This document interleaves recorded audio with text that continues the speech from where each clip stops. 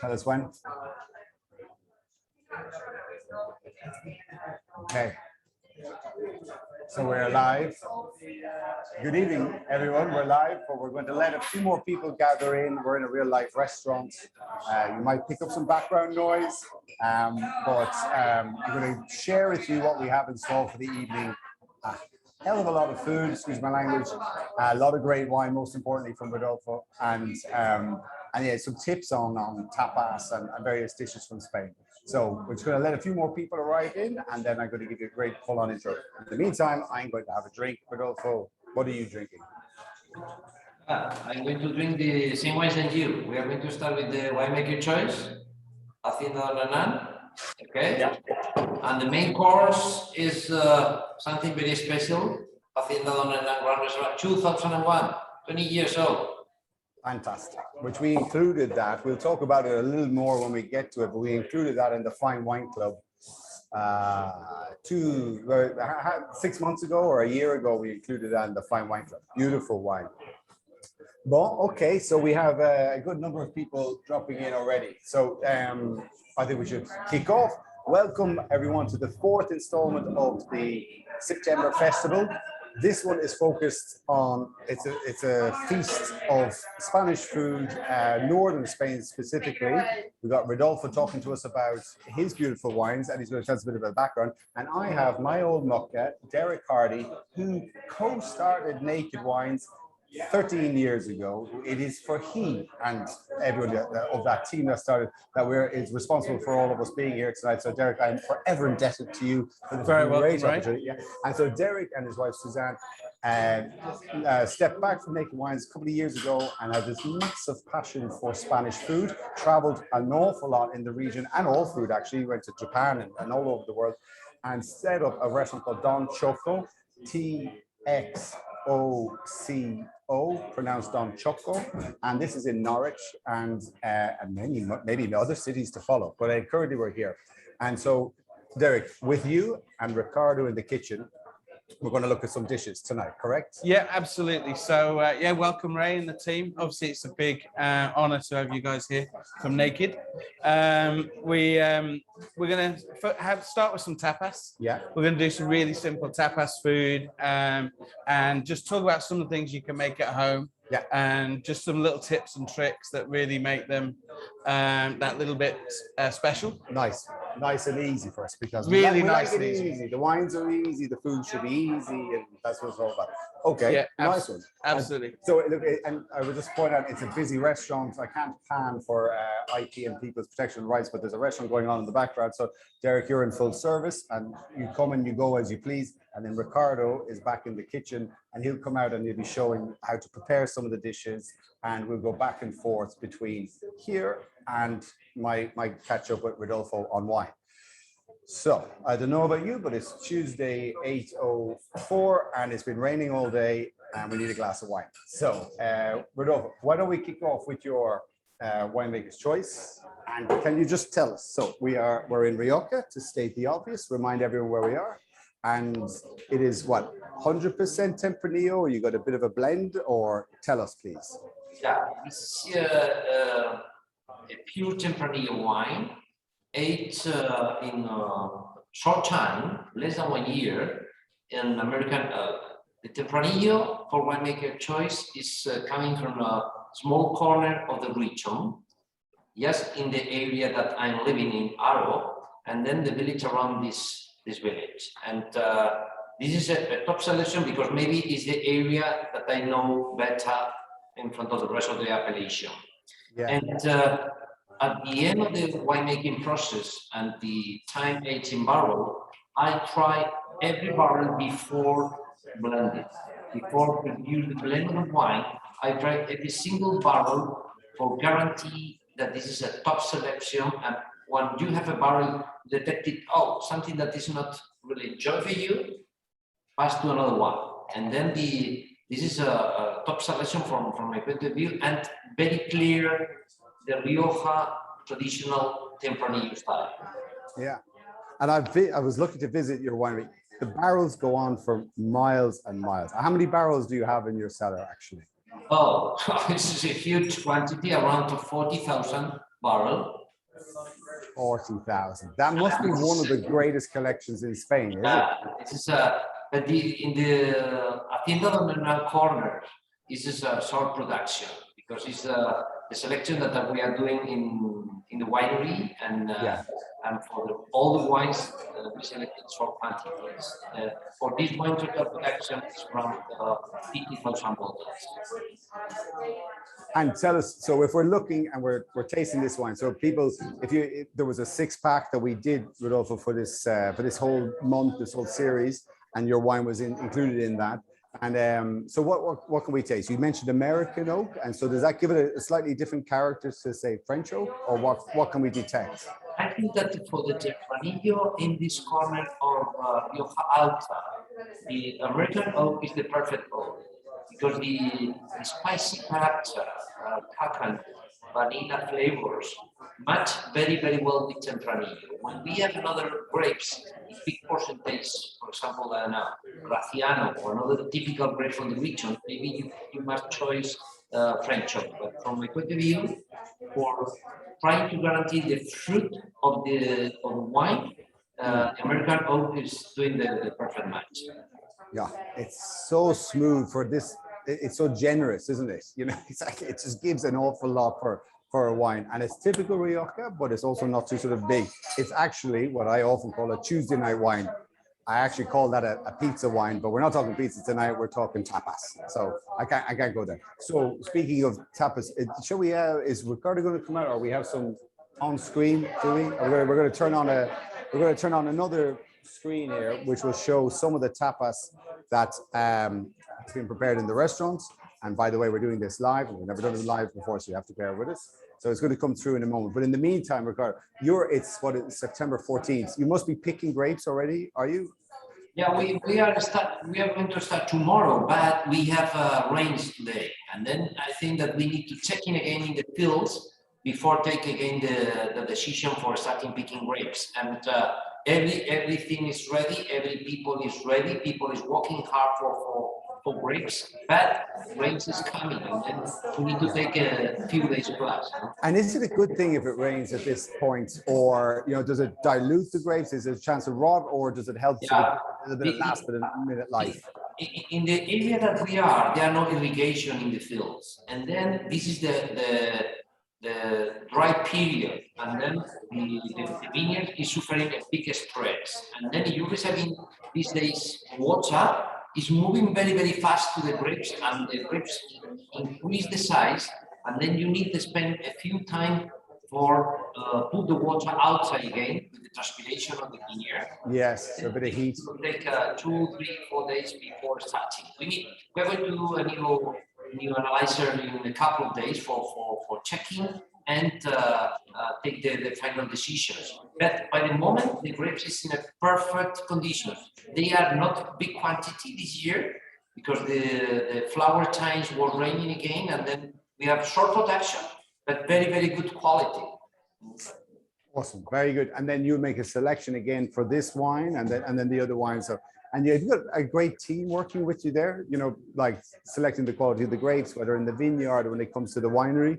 How many people, like, do you have a number of people working around you, because you're sitting here tonight with us preparing food, and I know it's a very important time for you. So first of all, thank you. But have you got a good team around you? Yeah, we have now in this moment we have 3 people working directly picking samples in the vineyards, but we have a team around 10 people working directly driving the tractors and doing the labors in the fields. And in the winery, we have another 10 people plus. And then we have a high experimented team, and everybody are very, very happy that the harvest is very, very close, because we're working all the year just for this moment. Yeah, it is a crazy amount. It's a crazy window, isn't it? Like it's 6 weeks, 7 weeks, where everything, all the fruits of your labor comes in at one point, and anything can go wrong just before that. I think it's important for everyone who's watching at home, and maybe to state the bleeding obvious, but it's farming, isn't it? And it's nature, and we're not in control. We're only in control when we can bring it in and process the fruit, and then you decide which barrels and choose barrels. But otherwise, someone else is in charge. Mother Nature's in charge. Every level you are doing by hands. There are no machine for picking grapes. We need a lot of people for picking grapes. Yeah. Yeah, no, very good. Well, I'll tell you what, I think we have got Ricardo from the head chef of the restaurant here. Hello, Ricardo. How are you? ¿Cómo estás? Nice to meet you. Okay, so what's the first thing? Good evening, everyone. Welcome, Ricardo. Hello, guys. You got the mic on, or you're just going to get a mic on here? Okay, mic me. Onto your leather belt. Okay. I'm gonna assume everyone can hear you, Ricardo, and then away. So what are we doing? It's tapas. Okay, we're gonna do first a pan con tomate. Okay, Pan con tomate, and So in this English, is- what would that be? bread with tomato. Okay, No, very but good. this is more. This is from Catalonia. Okay, Very so very typical. Not in every part of Spain they eat it. Okay, Yeah. so this is very typical of Catalonia. This is a coca de vidra. That is a bread that we bring from Figueras, part of Catalonia, and it's very like airy, no, and crystal bread. So we toast it with charcoal in a grill, and what we're gonna do is put. Yeah, I do it. No, I Yeah, show it. Yeah. please show everyone. That'd be great. So it's can I take the other Yeah, one? yeah, of course. And I would just say, for me, holy spice, but this is sort of like, I want to say ciabatta, but it's for relativity, for people to relate Yeah. to something. It might be like a ciabatta. You've chopped it in half. Yes. And then you've toasted it onto the grill. Yeah. That's Okay. the one. Go. Then we're gonna put a little bit of garlic, always following the side of the bread to the side, or else you're like- gonna break the bread. It's very delicate, this bread as well, okay? So when you eat it, you will feel the crunchiness, okay? So like sanding floors, Yeah. you must go in the way of the grain of the floor. Yeah, perfect. So we're gonna put a little bit Okay, of garlic on garlic. both sides. Yeah. A little bit of garlic as well to the side. Yeah. And what comes next? That's it. Tomato, half of tomato. You can see. Yeah, we got you. Oh my God. It already smells amazing. The simple things, bread, tomato, garlic. Yeah, it's simple, but it's so it. good. Once you taste this, all your sandwich, they're gonna be like this. It's the next. That's it. Then we're gonna put a little bit of olive oil, extra virgin. And this is Frank Massard's. Yes, that's Frank Massard, yeah. from outside of Barcelona, Frank Massard's olive oil, which some of you will have seen in the big in the outside the Christmas Deluxe case, and maybe it'll be in the next year's case as well. And this is the tinned olive oil we have on the site. It's absolutely amazing. In fact, I just tasted it earlier. Yeah, it's really This good, huh? was, crop. So we've been working with this for ages. So you got the olive oil just drizzled over that, And a then little bit of finally- mother salt. Salt. Ah, fantastic. Super simple, Don't be but shy. it's so good. So it's rock salt, like It's Maladon, rock you say? salt, yeah. Every like good no ion Yeah. salt, like Himalayan salt, it will work. And so that, and that's it. And that's Super it. simple. Okay. You can I put try some? jamon. Yeah, of course. You can put jamon on it. Yeah, it will always be good. Okay. You know, you have the same here with it, but we did it inside with the jamon. That is beautiful. You've And, laid the ham on it. yeah. I'm gonna have that. And some people eat it with tortilla as well. We cut a slice of a tortilla and they put it on inside for breakfast. And yeah, it's Ah. beautiful. On top. Okay, I'm gonna have a quick taste. Excuse me. Oh my God. You don't have to love garlic, but it's not very strong, the garlic. No, but it's not very strong. And actually, it's the purity of tomato, real fresh juiciness of tomato, which you sometimes lose in supermarkets. But I think it's the other sort of olive oil and garlic that pushes it all up. That's And the ace. smell as well, no? The smell of the warm bread with the garlic. Yeah, it's so good. That's gorgeous. Ace. Thank you very much. Do we have another tapas to show us? Well, you have padron peppers here. Okay. Yeah, we'll grab those. That's amazing. Very simple, really tasty. I'm going to be doing that. Okay, this is weekend. from the region of Padron in Galicia. And what they say usually is you eat them, and usually one of them is very spicy, no? And some people say that when you get the spicy, you pay the bill, no? That's like kind of All a right. Spanish joke, no? Yeah. And also, you can know that it's spicy because they keep it longer in the tree. So longer you keep Hands it in the longer. tree, Yeah. spicier will be. Okay. Okay. So you have to know pretty much when you take it. Okay. Right.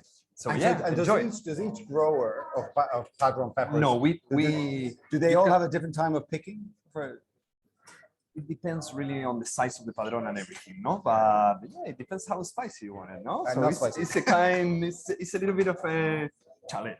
Oh, well, I might And just then do- we can grill it or deep fry it and with mild salt, and they're beautiful. So what are you doing there, just so everyone knows at home? You can pick these up, but then you sort of like turn it on a gas grill, sort of You thing? can do it in the grill, in the charcoal. You can deep fry it.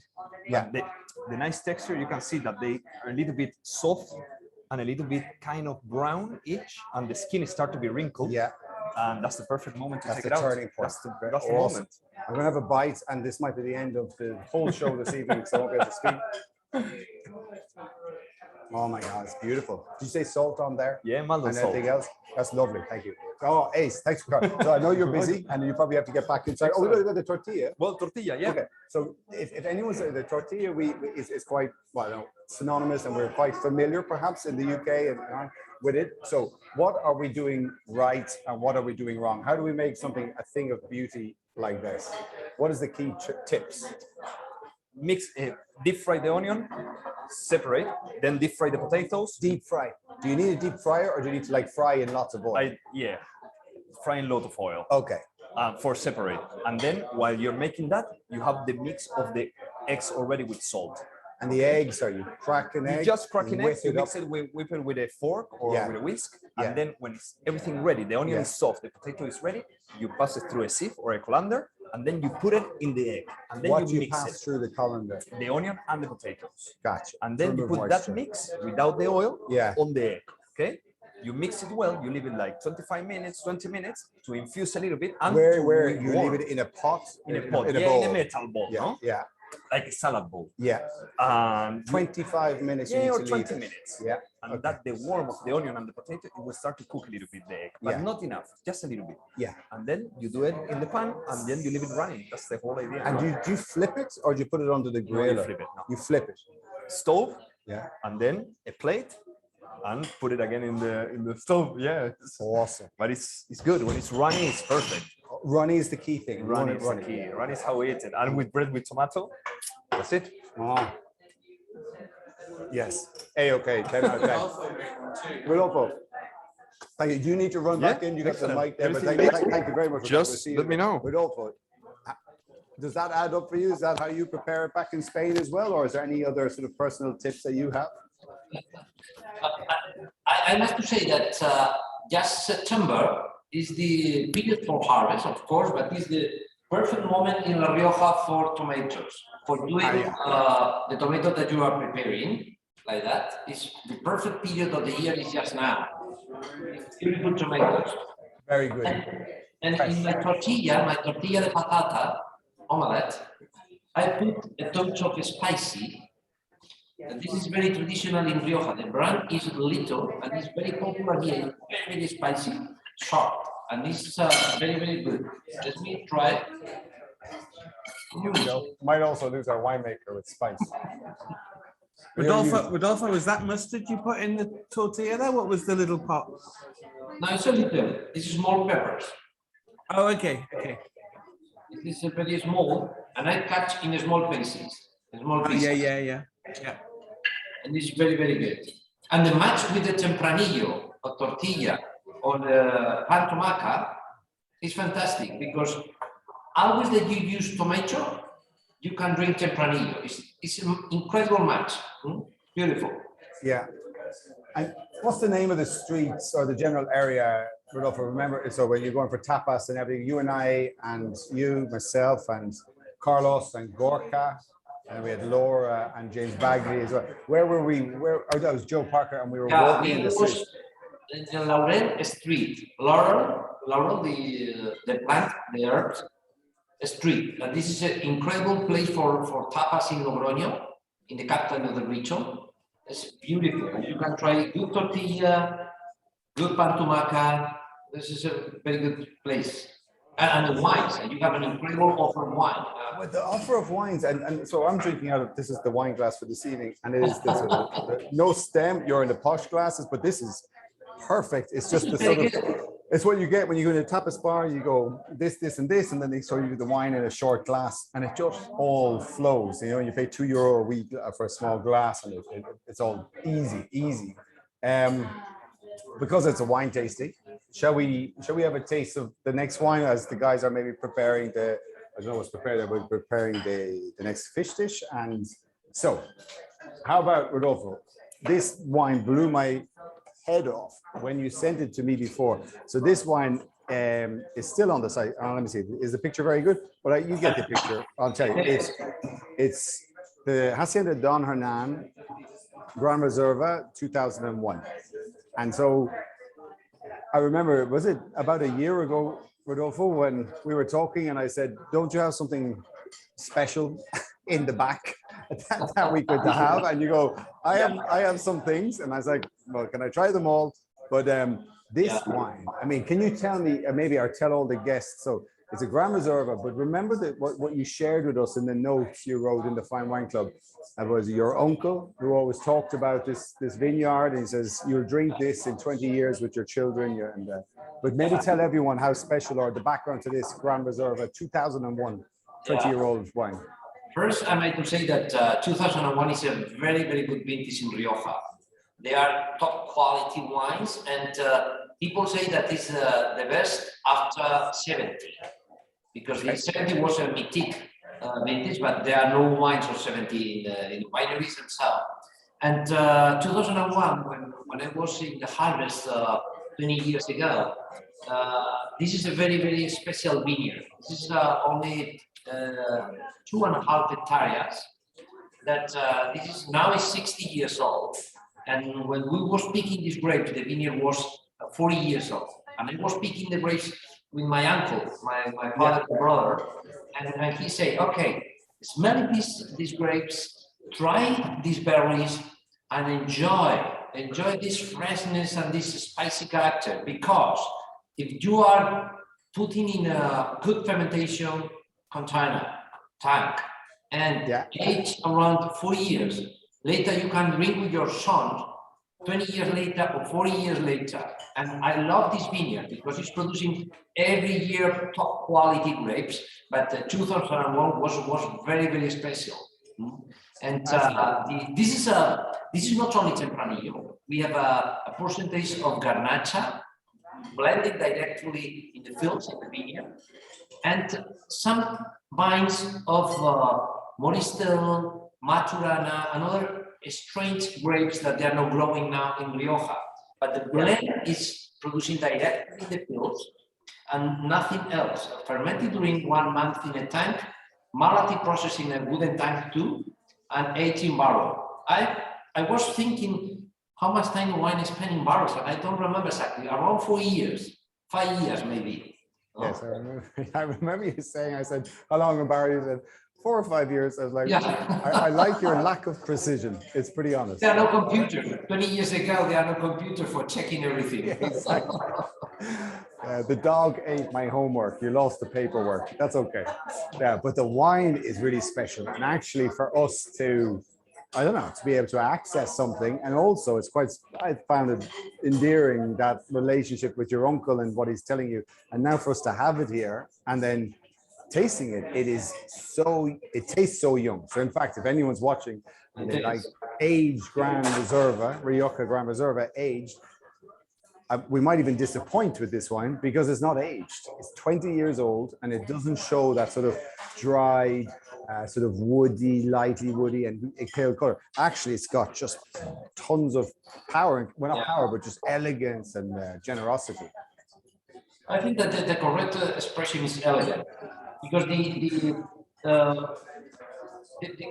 vintage, the wine is good when it's young, when it's aging in barrel, when it's in bottle, and the evolution of this wine is very, very slow. I'm very happy with the results, and I think that I'm going to take for Christmas again this wine. Yeah, me too. Like last year, I did. So actually, do you know, what might be worth just mentioning before we move to another dish that this restaurant, I can't pan around just because, well, it's an open restaurant, but just to talk about what's happening in Rioja, for everyone who's, I'm sure we have big Rioja fans. So I mentioned a Gran Reserva style, which is a bit lighter in color, a bit more aged and developed. But recently in Rioja, there has been a sort of a movement towards what you might call modern Rioja, where they're going for more French oak rather than American oak. And you get a bit more sort of generous dark fruits instead of aged light fruit. Is that something you can sort of share with people? Yeah, I think that there are really several different styles in Yeah. several different styles in Rioja. Yeah, you go And, ahead. and mainly there are people who is working in the traditional direction with old barrels aging long period of time, 10 years, 15 years in barrel. And another, by me, that we try to keep the fruit more time because the wine guarantee that it's going to live a very long period if you keep the fruit. For me, I think that the tertiary flavors and so need to develop in the bottles, but we are not on hurry. We have time for take a bottle, and you can keep it with this color, this structure, and the fruit that the wine have. You can keep with no problem another, I don't know, 20 years. But I think that something very, very interesting in Rioja is that every producer gets his own way at the end. You know. Yeah, that's it. Exactly. It's not easy to define like one or two styles of wine. I think that every winery add his special touch.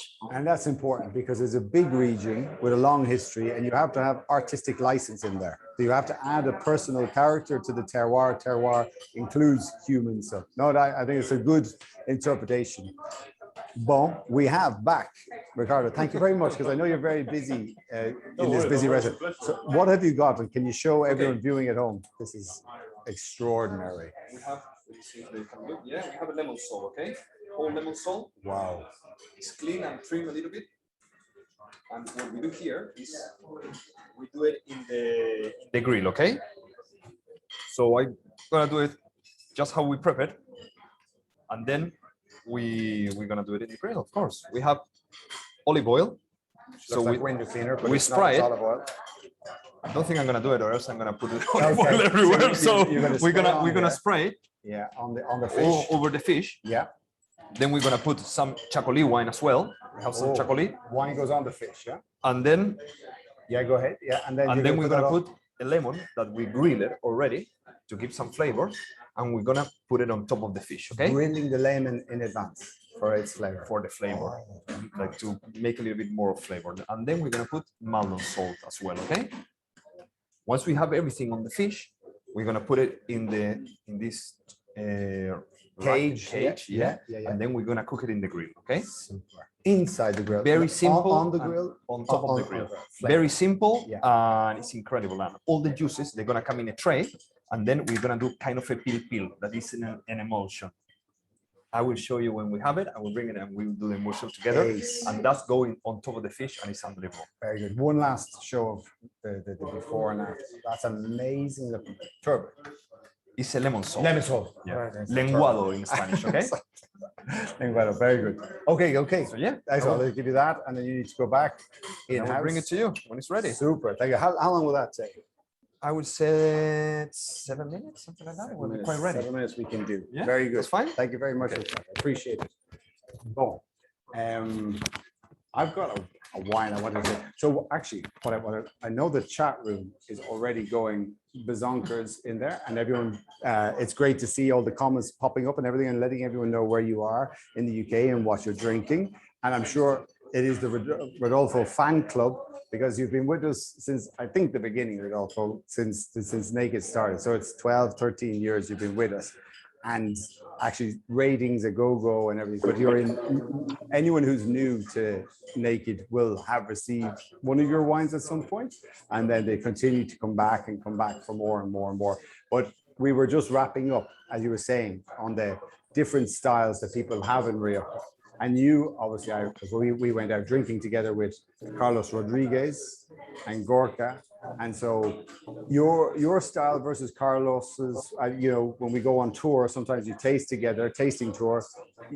How can you sort of separate your style versus Carlos's? Carlos seems a little sort of, I think in my opinion, is a bit more sort of structured. Polish and Carlos is a bit more warmer. No, it's a good thing. It's a good thing. Carlos is softer, warmer, but it's two different styles, I think. What would you say? So people can understand the difference. Yeah, I think that Carlos and Gorka are very good friends, and especially Carlos, because I know when he was 15 years old, because he's from the region very close to here, but he's coming here very frequently. And he's in love with the wine. He's younger than me, and maybe he spent a lot of time in the vineyard. years, and he's doing a great selection of grapes.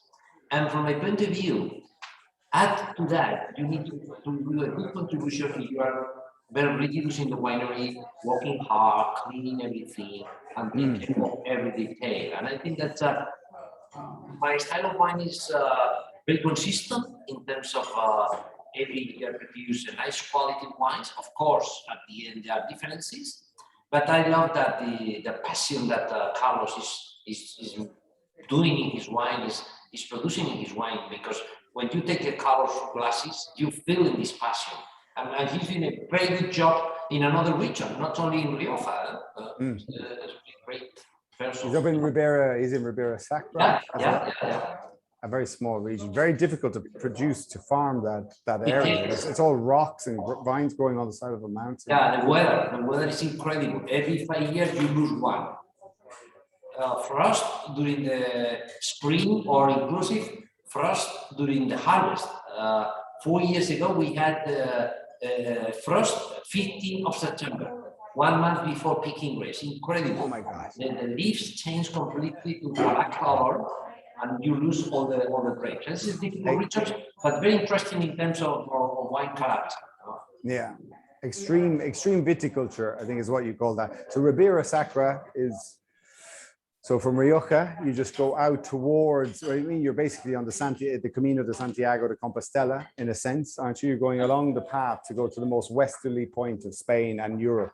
And it's a really rugged area, and Carlos makes his wine there as well. And actually, this wasn't intentional, but I have got another wine. This is from Ribeiro. And so this is through an appellation. I'm sorry. So sorry. I will have to taste on your behalf. I'm just going to clean out my glass with a bit of very tasty wine. So this is from Ramon do Cesar, and we're going to taste this. We brought these guys on. I mentioned them. In fact, they were on if you were on last week's Zoom, you were. So it's Javier, and he's during COVID, they're in a bit of a pickle. Really fine wine, really top class wines, and they usually sell into restaurants, Michelin-star restaurants in northern Spain. And basically all the restaurants closed down last year because of COVID. And then we were able to bring them in, take them on board, and the wine is fantastic. It's Treasure Dura is the grape. And hello, my friend. And Treasure Dura is the grape, and the quality, the style, is just this sort of like mouth-filling white wine, sort of round, full, kicking off sort of like tin pineapple flavors and so on. So actually, we're gonna get a bit of theater. Can I help by holding this up? Yeah, please. It's a little bit warm. Okay, I got it. So look, let's just see if we can see that. So that's the grilled turbot, lemon sole. Why I'm obsessed with turbot. It's lemon sole. Well, turbot will work as well. So, and then you've got in your tray, okay, here, olive oil. I don't know if you can see it, guys. Yeah, it's all the mix of all the juices. Okay. So what we're gonna do with a whisk, we're gonna whisk it, sorry, and we're gonna put all the flavors together. Okay. Here it has the juice of the fish, the lemon, and we're gonna give some air to it. Okay. You can see that it's starting to get some body. Oh, yeah. And it's starting to create an emulsion. Okay. It's like a pil. Pil. We'll call it in the Basque country. Okay. Okay. Just using the juices of the fish, yeah, oil, lemon, and a little bit of salt. So you get everything that's sort of natural. Everything natural, the flavor of the charcoal, like you can see now. Oh, it's getting a little thicker. I can see it getting a bit of texture. Yeah. And that's it. Whoa. It will go on top of the fish. And that's it. Now, we just put it on top. Yeah. Oh, mama.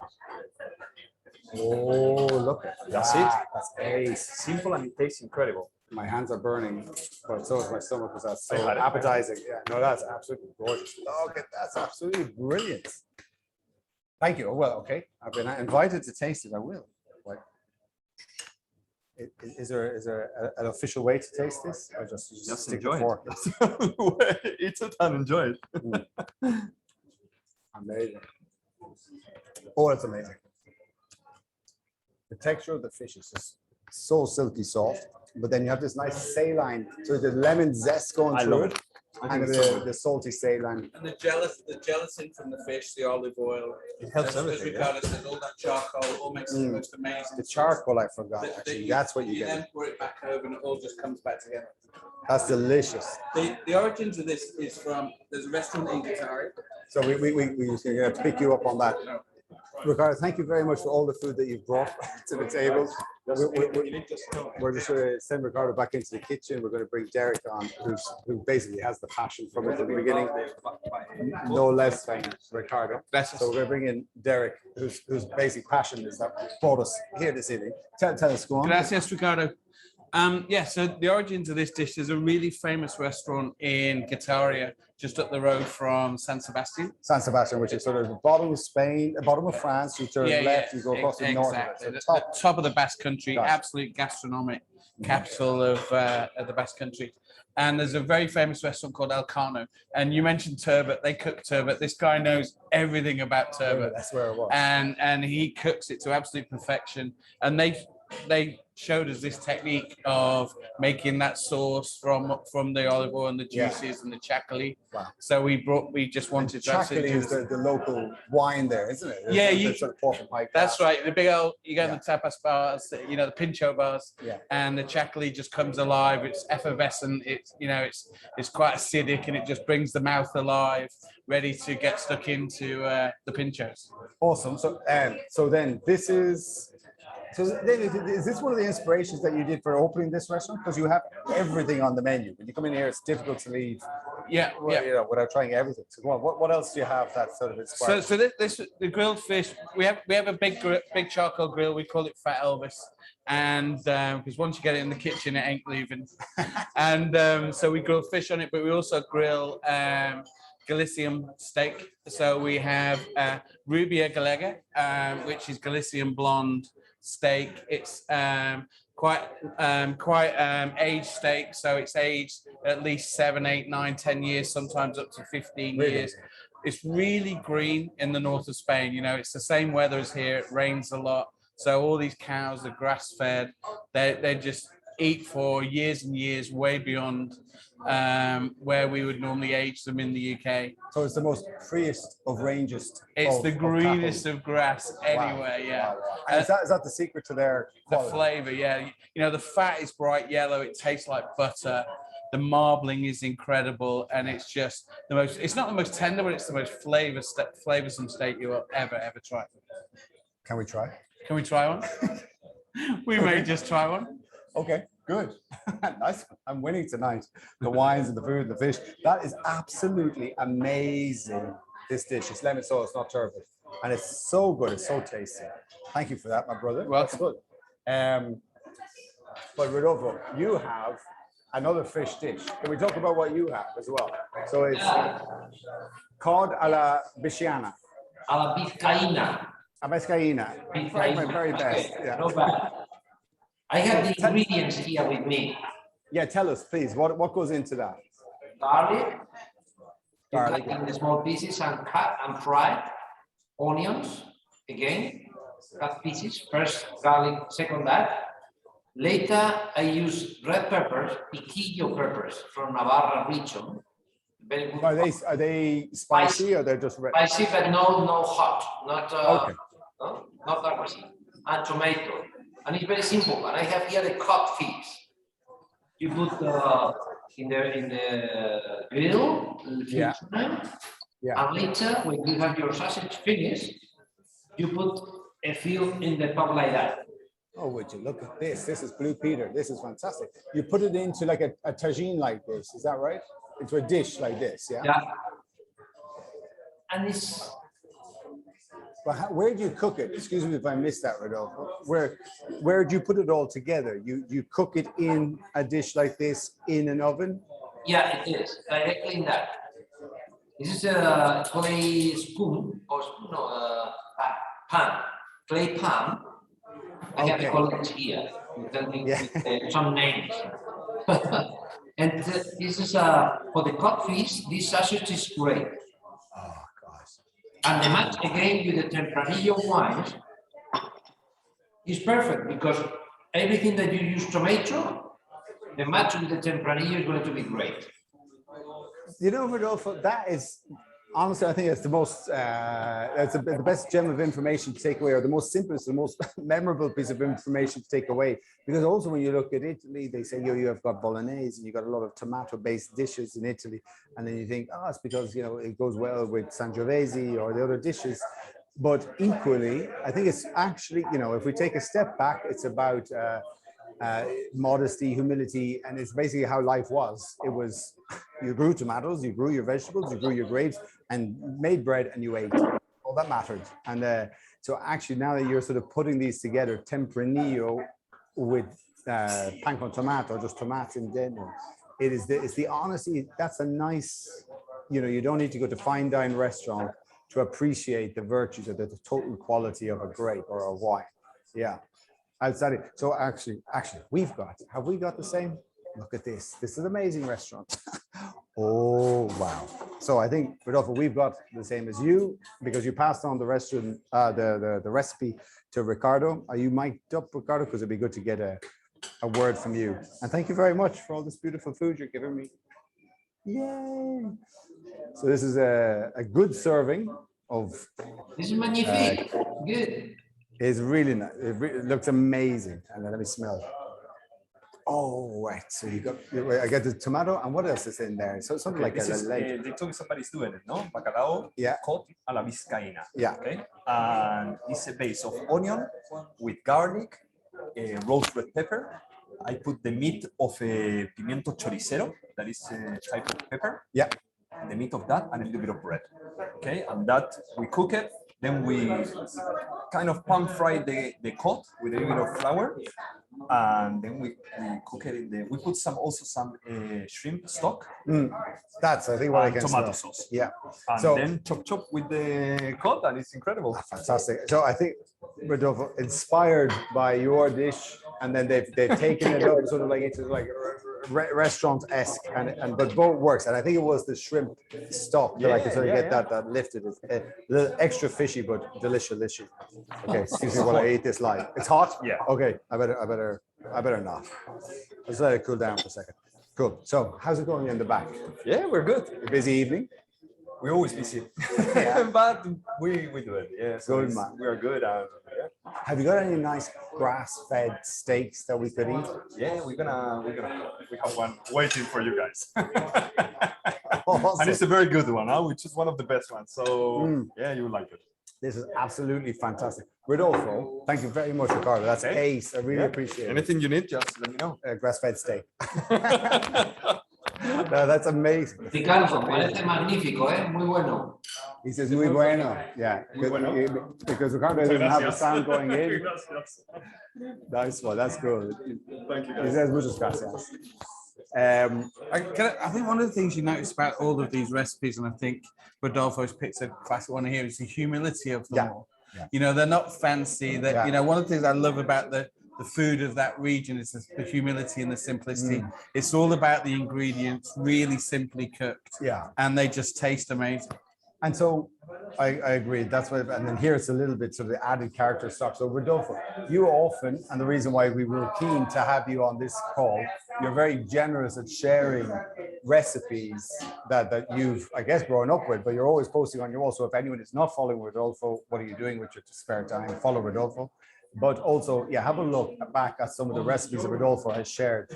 But in this one, you really should have a crack at this recipe, because it is, that's what you said. It's the simplicity, the purity, but authenticity. It's a fantastic dish.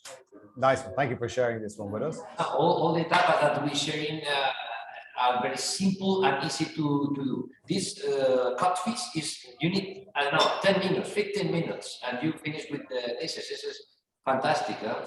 Yeah.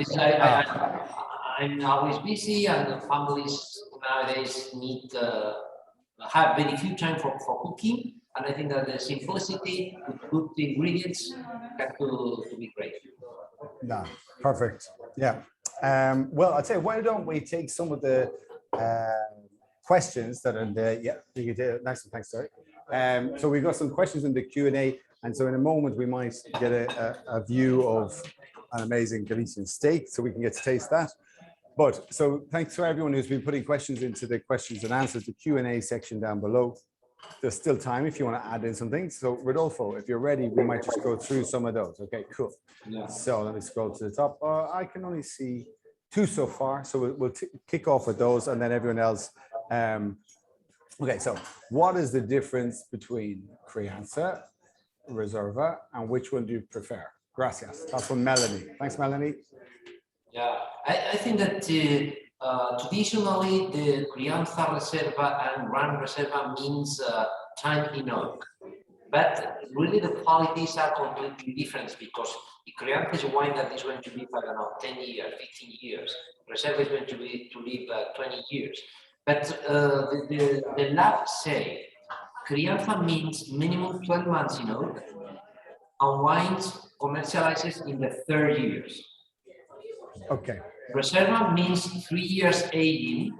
You can put the wine 12 months in oak and the 2 other years in oak or bottle, and minimum 6 years in bottle before market.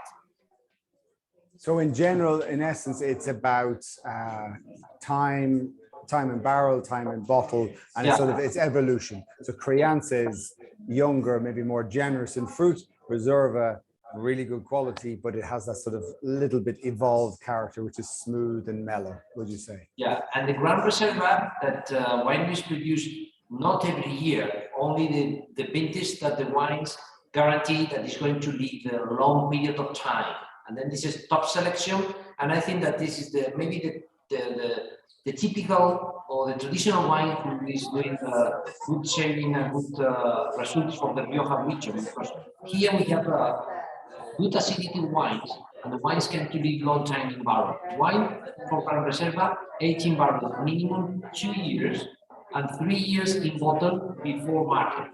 And the youngest Gran Reserva now is 6 years old. Wow. Okay. So you're talking, that's it, you're giving it a bit more investment because it's worth it. And you know that's going to turn into something even better. So I think the whole thing about patience for the return is a big deal as well. Yeah. So we got one more question, and before we go and take a look at the steak. So from Mary, Derek, in fact, we're just going to come on to this now, and Derek, if you have your mic on as well. So Mary is asking, Derek mentioned Galician Blonde. Are they Blonde d'Aquitaine, native to Southwest France? The best beef ever. I eat my own homebred. Wow.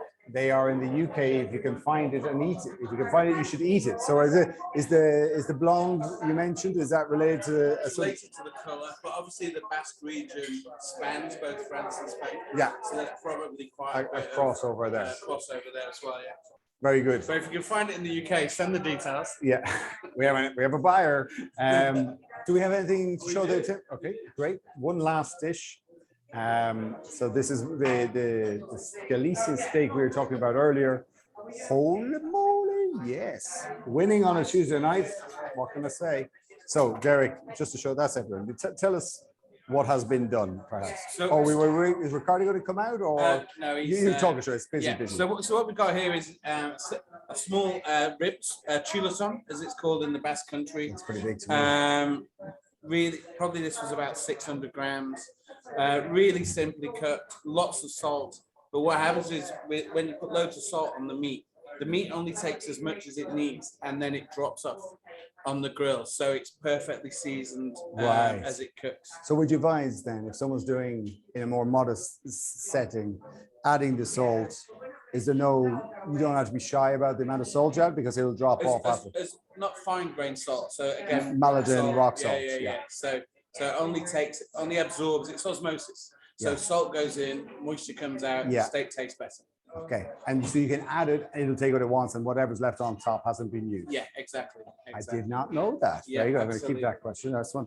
Can I taste this, or no? Take it away. Okay, take it away. No, well, I don't think I can chew with my mouth full on it. No, so we'll leave that. We'll take that away, and then we'll go back to the questions. So, what else do we have? Thank you. So, John, the question, Rodolfo, if you're ready. We usually drink white wine with fish. What do you think? Does red work? That's from John Morrison. Did you have red? Yeah. I love the white wine with fish, seafood, and so it's fantastic. Especially interesting wine, fresh wines like you have with you, Ramon Casar or Alvarinho.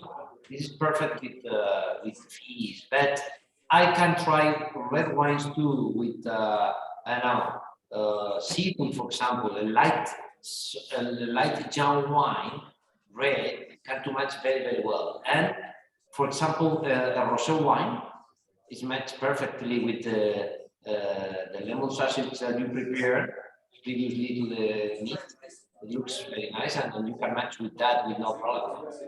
I usually I start my dinner with white wine or rosé. I continue with the red later. Yeah, and I think, John, if I can add, I think once you get a red, and if we're talking about Rioja here, if you go for just straight Tempranillo, so not up the ladder of winemaker's choice and Crianza and so on, just a straight Tempranillo from Carlos or from Rodolfo, and you chill it a little bit, put it in the fridge for 30 minutes, just the fridge door, and you know it might not even feel cold. It shouldn't be cold. It should just be not so warm, and you have that with fish, and that's fantastic. That's just totally drinkable. What it does is it sort of takes the edge off any tannins, and it just sort of makes it sort of more fruity. The fruit pops out. So it's a good call, John. Thanks for the question. We keep going. So Robin Adele, excuse me, leaning in here, folks. How long in the bottle before it spoils? I wish the 2001 wasn't out of stock.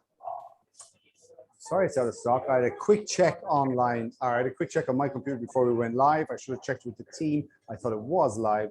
I know we have some bottles. So, Rob and Adele, can you check again in, well, try tomorrow, but try again in 3 or 4 days, because I think we might be able to release a bit more. I can see that we have some. So apologies for that. They should be there.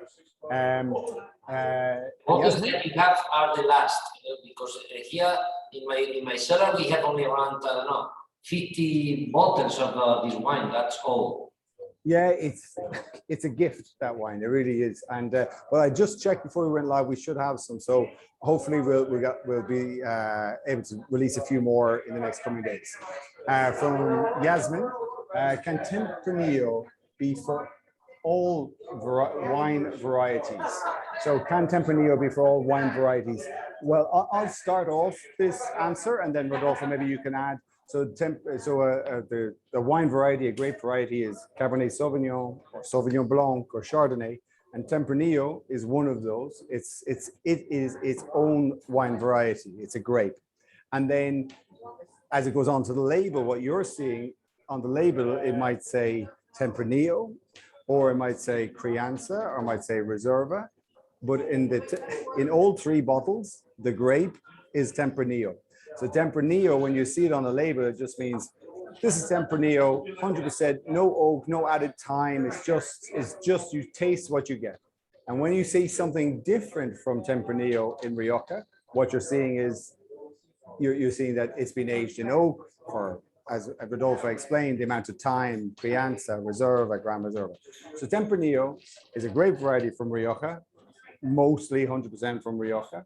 And that is just sort of without oak. That's what you can expect from that wine. I'm going to keep going to the next question. It's from Mark. Good evening, Mark. You're always pretty good at contributing here. Thank you. What would be your recommendations to pair with the 2001 Rodolfo? What do you think? Life. My favorite match with a wine aged so old like that, older like that, is friends. Open the bottle of wine, take a group of friends, 4 or 5 friends, no more, because they are only one bottle, and enjoy with wine. But in terms of food, I like it the Gran Reserva 2001 with lamb. With you cook a young lamb, milk lamb, is the cordero de leche, is the Spanish name, in the oven with only with garlic and water. And the bottle of Gran Reserva is going to be perfect because it's a little fat, and you take the glass, clean your mouth completely, and ready for the next step. Yeah, fantastic. And actually, what we haven't done is I just want to show you the little sort of small serving dish that I got from the guys. You have this fat. You know, sorry for any vegetarians, but it has actually been vegetarian and pescatarian up until this moment. But this is the yellow fat that Derek was talking about, And it's this sort of symbiotic relationship between, come in here, Derek. You can have one of mine. I haven't touched that one. No, go for it. You've already I've had? been eating Okay. off camera. So why don't I eat and you talk? So basically, tell us what happens to the fat, to the meat with age and then the cooking. Again, you know, Rodolfo's talking about young lamb, and there's a tenderness and things to young lamb, and Cordero de Leche is just amazing. But the older lamb, the older meat gets, you know, the more mature the flavor gets, and everything it eats goes into the flavor of the meat. So when it's eating grass, you know, you can almost taste the butter in that meat. You know, it's bright yellow, its marbling is incredible, and that age just gives a depth of flavor that you just can't get anywhere else, you know, in old animals. But you have to cook it accordingly, you know. And so young tender lamb you cook one way, steaks you cook another, but I think they both deliver the goods, don't they? Do you know, I have to say, Derek, you are my old trainer, my old mate, but your devotion and sort of ambition to bring this from your travels to Norwich is amazing. Norwich is the centre of the universe, right? Well, You know that. Well said, as Alan Partridge said, but it is extraordinary food. The quality, the standard here, honestly, is amazing. But also, I'm very fortunate. I used to travel a lot with Eamon and travel on my own quite a bit around. Well, more than I travel, whatever. But I would travel an awful lot, and what we get to taste is just a real dedication. It's a specialism, I think, is what I would say, of this restaurant. And so, anyway, I'm sure. Well, I think you probably do the same with wine. You know, as you're traveling around and you taste good, you know, you taste the wines, you're meeting the producers. You want to share it. Yes, you know, and you want to share it with people. Very good. And for us, it's exactly the same. You know, for me on my travels, and my love of Spain and Spanish food, I want to share it with people. Yeah. And you know, that shines through in what you do. Yeah, and I'm thankful that you feel it shines through in what we do. Exactly. That's a good analogy. This is Don Choco, DONTX. OKO. So Choco is a Basque word, and it means a place where people come together to eat and drink and socialize. Years gone by, they were like private members clubs. They were men only initially. Fortunately, they've seen the light. Yeah. And so we wanted to bring one of those here. So the idea of a place where people can come together and eat and drink and socialize over Basque food was just exactly what we wanted. The setting and everything is fantastic. Well, we're going to look at a couple more questions here, what we have. So we're not in a great rush, but it's nice to have everyone on board. So this is from Kathleen. Have you noticed any differences with climate change, and how are you adapting your business? Rodolfo, uno por te. One for you there. Well, this is a question. Big question at the end of the 2 days for answering. I think that it's producing a very big influences. In the past, we started with the harvest at the middle of October, and now every year we are starting at the middle of September. Later, 20 years, 25 years ago, only 25 years. No? And I think that now we can do some change interesting in terms of growing, keeping leaves for protecting the grapes of the radiation, or trying to protect with a long canopy for protect the plant. But inclusive, we are changing in the new vineyards. We are changing the orientation west to east. And when I was a student at the end of a long time ago, the recommendation by the agriculture books is north to south, because you are receiving more sun influences. They're producing a big change in terms of acidity character of the grapes, and in cold regions like Rioja, we are starting to suffer it, but we have time. We need to do a lot of change and so, but we have time. But the problem is in dry and hot areas that the changes are coming faster than here.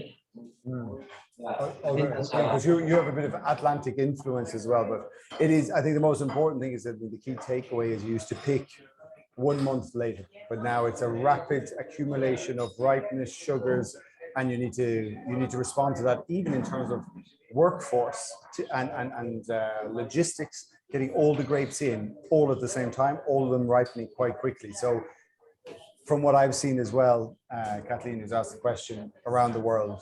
Yeah, it's a bit of a logistical nightmare, and that's the least of our worries is logistics. Yeah, good question, heavy, but it's very important.